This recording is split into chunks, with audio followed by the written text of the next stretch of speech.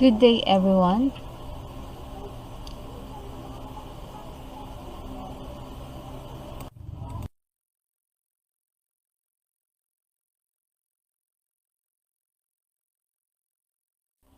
Welcome to the FROMM's world.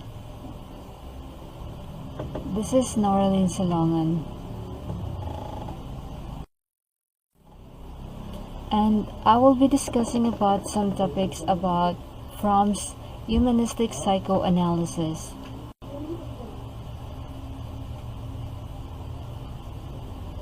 And those are personality disorders, psychotherapy, FROMM's method of investigation, critique of FROMM, and concept of humanity. Before that, naniniwala si FROMM na ang mga healthy people ay nakarely sa isang combination ng lahat ng 5 character orientation. Their survival as healthy individuals depends on their ability to receive things from other people, to take things when appropriate, to preserve things, to exchange things, and to work, love, and think productively. That is based on the previous report. Kung hindi nila makakamit ang mga nabanggit na character orientation, may possibility na unhealthy sila or magkakaroon sila ng personality disorder.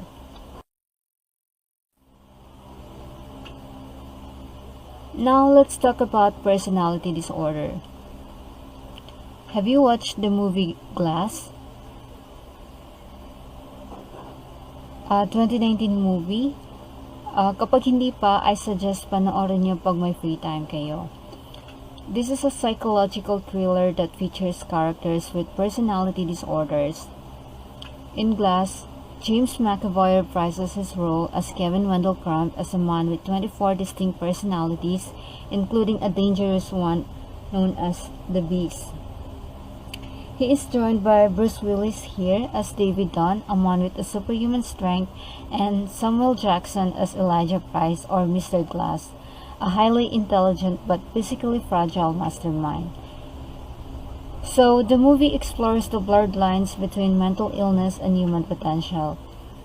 This is a fiction movie, but if you could only see the character they portray on that, masasabi natin na yun yung mga example ng personality disorders.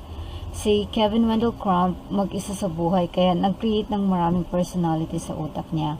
Si Elijah Price naman, parang feeling niya hindi siya mahal ng kanyang ina in a way na gusto siyang i-abandon.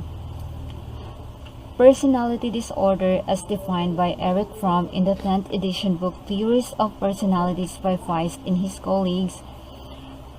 It means these are people that are incapable of love and have failed to establish union with others.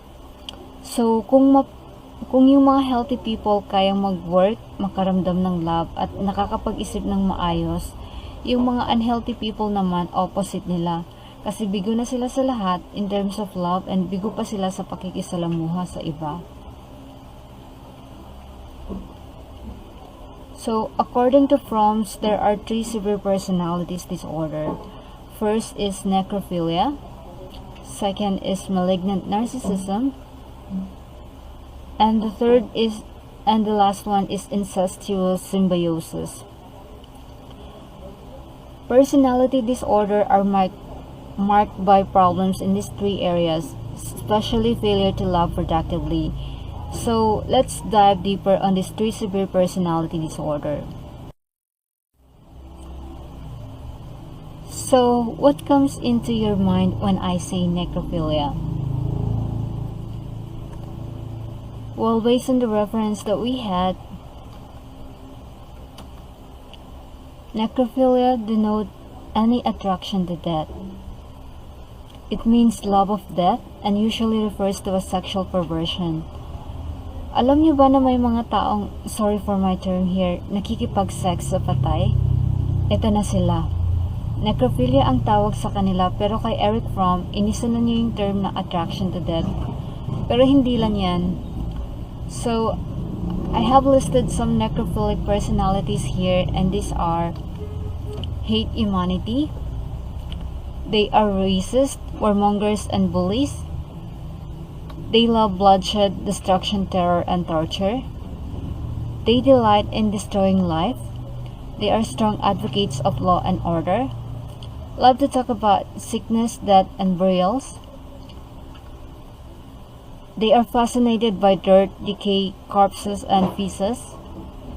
They prefer night to day, and they love to operate in darkness and shadow.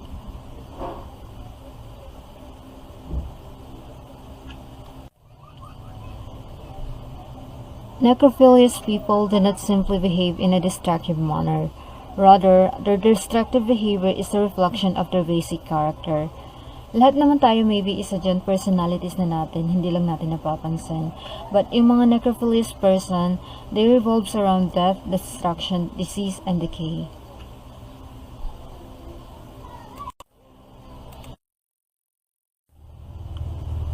Next is malignant narcissisms. Ito yung GGSS, gandang-ganda or gopong-gopo sa sarili kapag nananalamin. Kita nyo naman sa picture, meron pang gandang-ganda sa katawan. Okay lang yan, mild pa naman yan na sign ng pagiging narcissism. That is, healthy people manifest a benign form of narcissism that is an interest in their own body. Pero wag naman siguro yung ganito, over na yan. On the other hand, yung mga narcissist, meron pang time na yung mahalaga sa ibang tao parang sa kanila, hindi nila pinapahalagahan. Like, sa'yo na part, may sentimental value, yung gamit mo, tapos sa kanila parang walang halaga lang. In addition to that, ito, masyado silang busy sa sarili nila at sa health nila na parang masyado silang obsessed.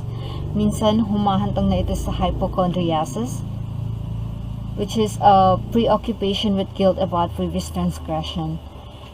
So, in modern psychiatry, this is called illness anxiety disorder, which is a mental health condition where a person has an excessive and persistent fear of having a serious illness despite having a little or no medical evidence to support it. Like, may nakita lang ng foreign things na nakalagay sa katawan nila. Grabe na yung alala nila na feeling malala na yung sakit kahit charcoal lang pala yung nakalagay. Minsan, nagre-resulta din ito ng pagkakaroon nila ng depression. Yung isang pakiramdam ng parang worthless or wala na silang halaga. So, dito, naniniwala si FROMM na ang bawat isa sa mga ito ay maaaring sintomas ng malalim na pinagbabatayan ng narcissism.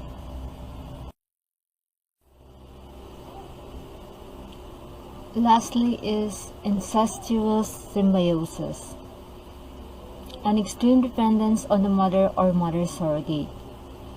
Incestuous symbiosis is an exaggerated form of the more common and more benign mother fixation. Ito na si anak na masyadong nakaasa kay nanay.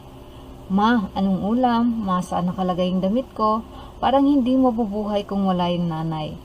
Ang ending, naghahanap ng GF or girlfriend or asawa na mother figure. Katulad na lang ni Eric from itself. Well, lalayo pa ba tayo? Kung mapapansin niyo sa biography niya na report ni Jamer, yung mga naging asawa niya mas matanda sa kanya at may pagka-mother figure. Yung inaalagaan siya, minamahal at sinusuportahan siya sa lahat ng bagay. Ang mga lalaking may mother fixation katulad ni Eric Fromm ay nangangailangan ng babaeng mag-aalaga sa kanila, magmamahal sa kanila at yung nag-a-admire sa kanila. Medyo nababalsa at nanlulumayan sila kapag hindi natutupad ang kanilang mga pangangailangan. So, ano man boys, may sintomas na ba? So, kidding aside, huwag kayong mag-alala boys kung meron man sa inyo dito. Normal pa naman kayo as long as hindi ito nakakasagabal sa everyday life niyo. So, para sa kaalaman ng lahat, ang incestuous symbiosis ay nagmula sa infancy ng baby sila bilang isang natural na attachment nila sa kanilang ina. So, people living in incestuous symbiotic relationships feel extremely anxious and frightened. Yan, nababalisan at natatakot if that relationship is threatened. So, they believe that they cannot live without their mother's substitute. And mind you guys, hindi lang ito sa mother pwedeng naka-attach. It can be a family member, whether father or aunt or a brother or sister. It can be in a business, like hindi mabubuhay kung hindi makainom ng coke. Or pwede rin yung masyado silang naka-attach sa company nila, or shall I say, yung busy masyado sa work na tao na wala ng time to get a life or enjoy their life. Masyadong passionate or dedicated sa work. And also sa church or sa cult. I don't know if you're familiar with the news yung sa Surigao na inaangkin nila na sila yung government ng Pilipinas na they have the right to do what they want to do to the point na pwede nila isarado yung business establishment na hindi nagbabayad ng tax sa kanila. Yung tagkasunod nila, yun yung mga example ng incestuous symbiosis. Yung akala nila tama yung prinsipyo na pinaglalaban ng leader nila, kaya sunod lang sila ng sunod at parang hindi na sila nakakapag-isip ng maayos. At parang siguro way of thinking nila is pag nag-success itong plano nila na i-invade yung mga lugar sa Pilipinas, may secured position na sila sa cult nila. Parang nakaasa lang sila sa leader nila na walang kasiguraduhan. Yung parang ganon. And also, even in a nation, like for example si Hitler, masyado siyang patriotic sa Germany na halos gustong ubusin yung lahi ng Jews. So, kung ang tatlong personality disorder na ito ay meron ka lahat, like may sintomas ka ng necrophilia, narcissism, or malignant narcissism, and incestuous symbiosis, so you form what FROMM called the syndrome of decay. Syndrome of decay means a slow breakdown or decline in something over time, so it can happen to a person's body, mind, or even a whole society. This can be caused by disease, stress, neglect, or other problems which is unhealthy. So, kung wala ka naman sintomas niyan, ikaw ay napapabilang sa opposite side niyan, which is yung syndrome of growth. Syndrome of growth here, which is made up of the opposite qualities, which is the biophilia, love, and positive freedom. And this is considered healthy people. So, as shown in this figure, both the syndrome of decay and the syndrome of growth are extreme forms of development. Most people have average psychological health, yung parang balance lang. So, three pathological orientations, necrophilia, narcissism, and incestuous symbiosis, converge to form the syndrome of decay, whereas three healthy orientations, biophilia, love of others, and positive freedom, converge in the syndrome of growth. So most people have average development and are motivated by neither the syndrome of decay nor the syndrome of growth. Next is psychotherapy. Fromm was trained as an orthodox Freudian analyst but became bored with standard analytic techniques. So he then evolved his own system of therapy, which he called humanistic psychoanalysis. Erich Fromm's psychotherapy was a humanistic approach that aimed to meet people's basic needs. Compared with Freud, Erich Fromm was much more concerned with the interpersonal aspect of a therapeutic encounter. He believed that the aim of therapy is for patients to come to know themselves, because without knowledge of ourselves, we cannot know any other person or thing. So, Fromm believed that patients come to therapy seeking satisfaction of their basic human needs. And that is relatedness, transcendence, rootedness, a sense of identity, and a frame of orientation. Therefore, therapy should be built on a personal relationship between therapist and patient, because accurate communication is essential to therapeutic growth. Kaya napaka-importante ng communication dito. You have to build rapport with your patient to build connection. So the therapist must relate as one human being to another with utter concentration and utter sincerity.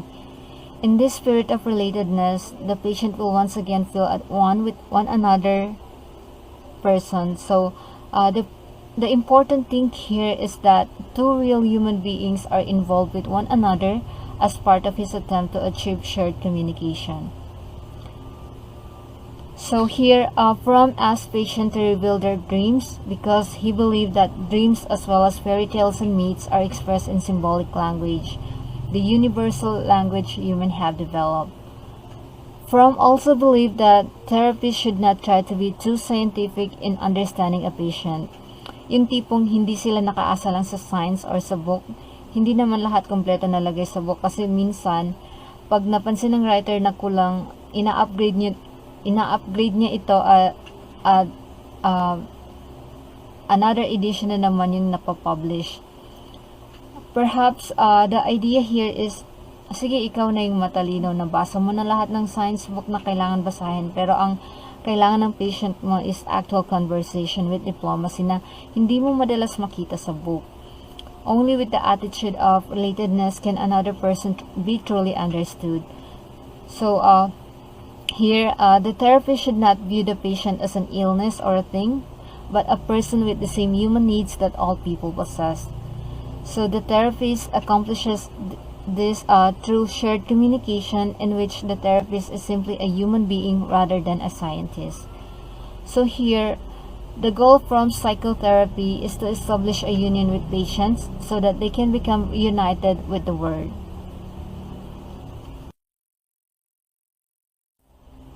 So, in Fromm's method of investigation, Fromm gathered data on human personality from many sources, including psychotherapy, cultural anthropology, and psychohistory.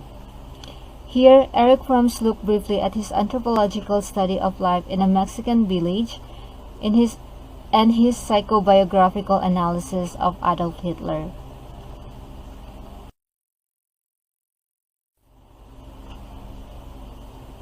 So next is social character in a Mexican village. Beginning in the late 1950s and extending into the mid-1960s, Fromm and with his group studied social character in Chicancuac, a Mexican village about 50 miles south of Mexico City.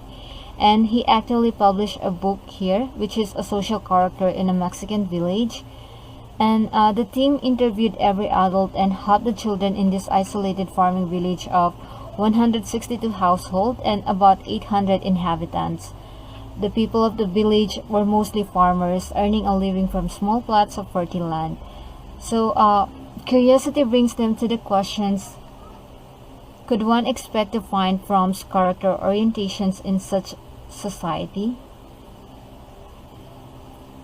So, the answer here is yes.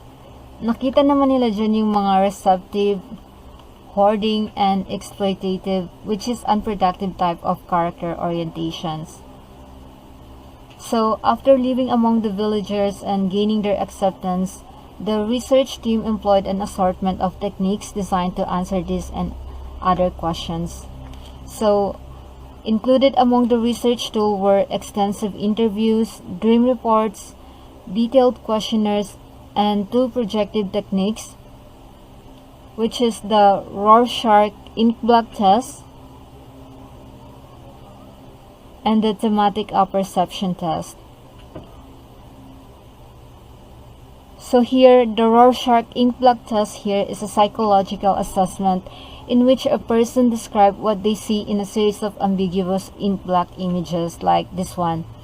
So it was developed by Hermann Rorschach in 1921 and it is used to analyze personality traits, emotional functioning, and potential mental disorders. Psychologists evaluate persons' responses based on factors like perception, interpretation, and reaction to the ink-blots.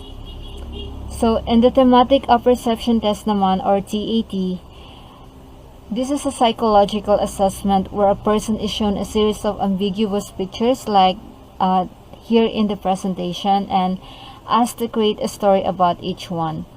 So it was actually developed by Henry Murray and Christiana Morgan in the 1930s, and it is used to assess personality, emotions, and underlying motivations.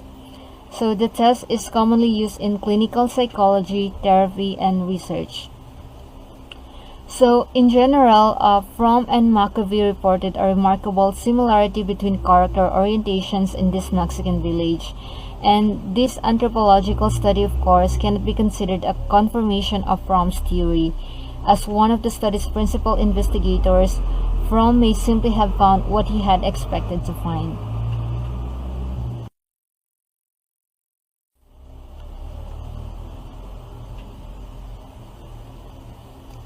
Now let's move on to psychohistorical study of Hitler.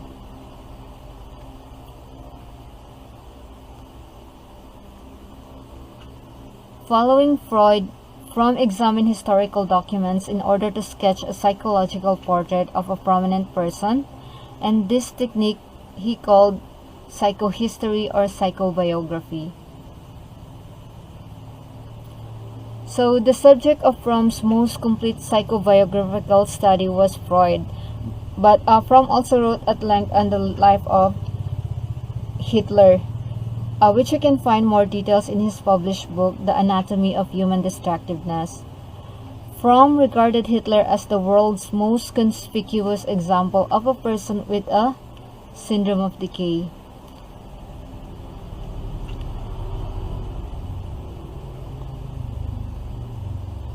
Because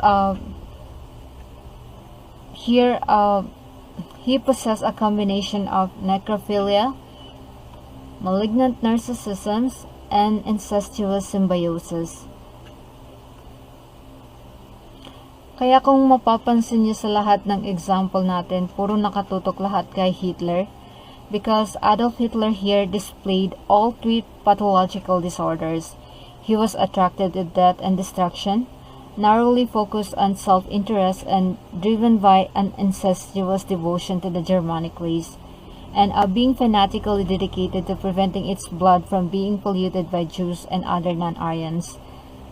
So, ang necrophilia, hindi lang tumutukoy sa pag-uugali. Ito ay sumasaklaw din sa buong pagkatao ng isang tao. At gayon din kay Hitler or Adolf Hitler. Pagkatapos niyang maluklok sa kapangyarihan, hiniling niya na hindi lamang sumuko ang kanyang mga kaaway, kundi pati na rin lipulin or ubusin yung lahi nila. So, ang pagiging necrophilia niya, nakita yan sa kanyang kahibangan para sa pagsira ng mga buildings and cities. Tapos, inutos pa niya na patay ng mga may sira na tao. Tapos, buti hindi siya sinama dito na patay, no? At kapag na-board siya, pinapatay niya yung mga milyong-milyong Jews, at buti hindi nasali dito si Eric Fromm. So, ang isa pang katangian na ipinapakita ni Hitler ay ang malignant narcissism. Siya ay interesado lamang sa kanyang sarili, sa kanyang mga plano, at sa kanyang ideology. Wala siyang interest na, or shall I say, wala siyang interest sa sino man maliban kung ang taong yun ay naglilingkod sa kanya. And ang kanyang mga relasyon sa mga babae ay siguro kulang sa pagmamahal at lambing, parang for pleasure lang. And all these characteristics Fromm contended did not make Hitler psychotic. They did, however, it make him a sick and dangerous man.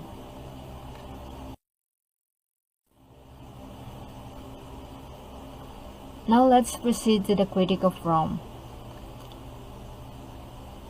So, nung 1950s, kung nabubuhay tayo sa era na ito, pag hindi mo daw nabasa yung book niya na Escape from Freedom, hindi ka makakonsider na edukado. According to the critics of Eric Fromm, like Theodore Adorno, Herbert Marcuse, and Noam Chomsky, ito yung nakita nila or na-criticize nila sa kanya. First is falsifiable or verifiable. Fromm's theory is too philosophical to be either falsifiable or verifiable. Nearly any empirical findings generated by Fromm's theory, if they existed, could be explained by alternative theories. Next is, it did not generate much research. So some critics argue that Fromm's theories are more philosophical than scientific, with limited empirical evidence to substantiate his claim. Next is organized knowledge. Since it covers much about human personality, That's why they say this is organized knowledge. And next is guide to action. So the chief value of Fromm's writing is to stimulate readers to think productively. Unfortunately, however, neither the researcher nor the therapist receives much practical information from Fromm's essays. Next is internally consistent. In the sense that a single theme runs throughout his writing, however, the theory lacks a structured taxonomy, which is a set of operationally defined terms and a clear limitation of scope. Therefore, it rates low on internal consistency. Next is parsimony is low. Fromm was reluctant to abandon earlier concepts or to relate them precisely to his later ideas. His theory lacks simplicity and unity. For these reasons, they rate Fromm's theory low on the criterion of parsimony. So overall, while Fromm's theories offer profound and thought-provoking insights into the interplay between individual psychology and societal influences, they are sometimes viewed as lacking the empirical rigor found in other psychological theories.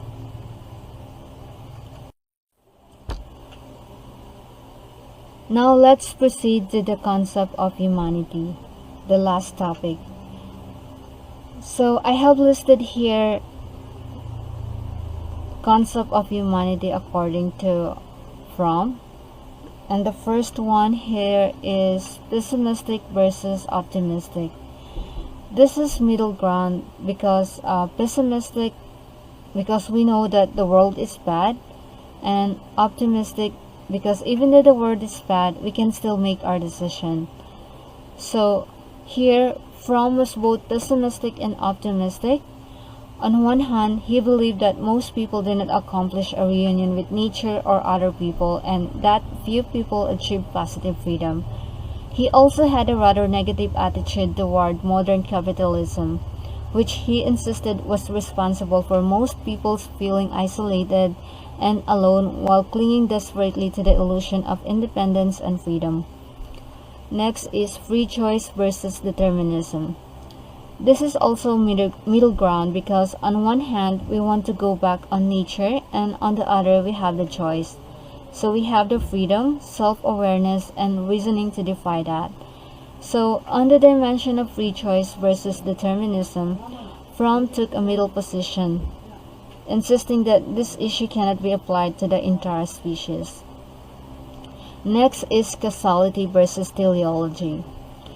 On the dimension of causality versus teleology, Fromm tended to slightly favor teleology because he believed that people constantly strive for a frame of orientation, a roadmap by which to plan their lives into the future.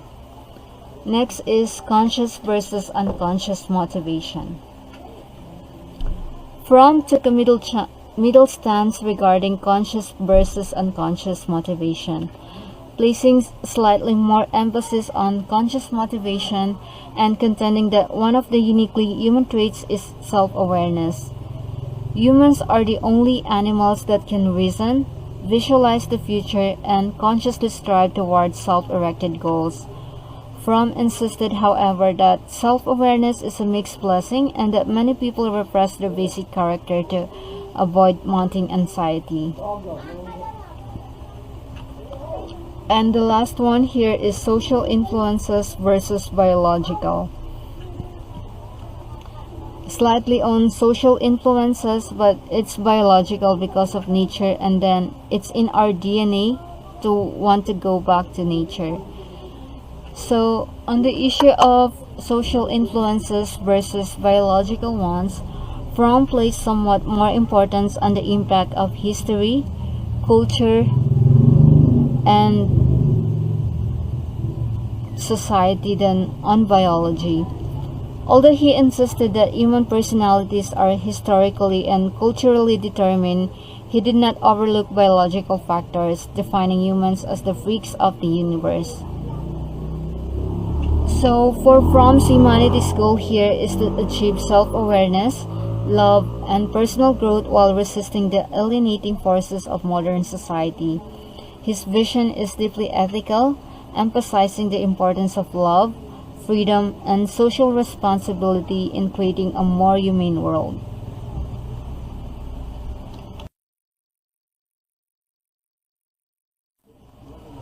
And that ends my presentation.